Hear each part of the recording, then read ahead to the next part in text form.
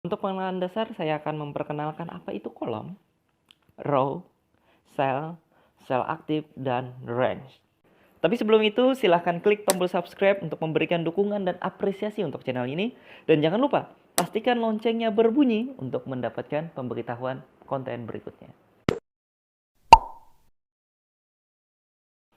Kolom, yang berarti kolom dalam bahasa Indonesia, adalah bagian dari lembar kerja yang membentang secara vertikal, yang ditandai dengan alfabet A, B, C, dan seterusnya.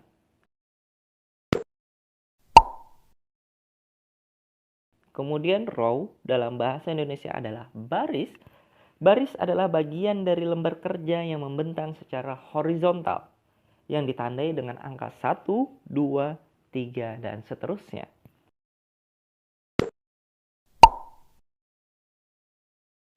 Nah, sedangkan untuk sel dalam bahasa Indonesia adalah sel. Sel adalah pertemuan dari kolom dan baris yang membentuk sebuah kotak kecil yang fungsinya untuk menginput dan menampung data pada Microsoft Excel.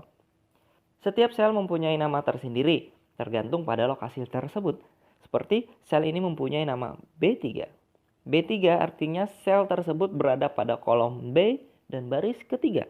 Kemudian, sel ini mempunyai nama A2, yang artinya sel ini berada pada kolom A dan baris kedua.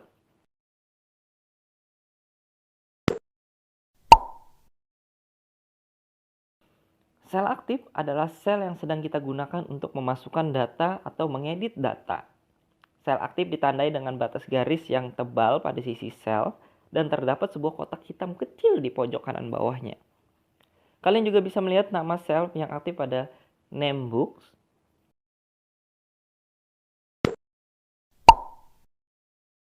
Kemudian range atau dalam bahasa Indonesia itu disebut dengan rentang, merupakan kumpulan beberapa sel dalam sebuah lembar kerja.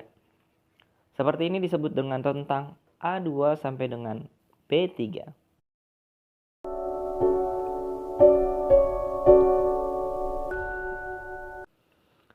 Dari pelajaran Microsoft Excel kali ini dapat ditarik sebuah kesimpulan bahwa kolom adalah bagian lembar kerja yang membentang secara vertikal, sedangkan baris secara horizontal.